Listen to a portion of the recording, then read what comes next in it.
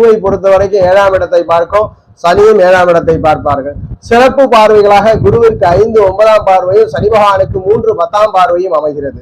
சனி பகவான் உங்களுடைய ஜாதகத்துல தான் அமர்ந்த வீட்டில் இருந்து 3ஆம் இடத்தையும் 7ஆம் இடத்தையும் 10ஆம் இடத்தையும் பார்ப்பார். லக்ன ரீதியில் இல்ல, சனி பகவான் எந்த வீட்டில் அமர்கிறாரோ அந்த வீட்டில் இருந்து, சனி பகவான் அமர்ந்த வீட்டிலிருந்து 3ஆம் இடம் 7ஆம் இடம் 10ஆம் இடம் இங்கெல்லாம் சனி பகவான் பார்வை செய்வார்.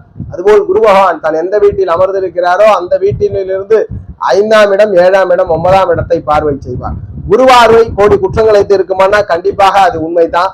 எந்த தோஷங்கள் ஒரு ஜாதகத்தில் இருந்தாலும், தோஷன்றதை விட தடைகள், ஒரு செவ்வாய் கொடுக்கக்கூடிய தடையோ, ராகு கேதுக்கள் கொடுக்கக்கூடிய தடையோ, சனி பகவான் கொடுக்கக்கூடிய தடையோ குரு பார்வையில இருந்துட்டா நிவர்த்தி உண்டு. அது உண்மையான ஒரு கூற்றும் கூட.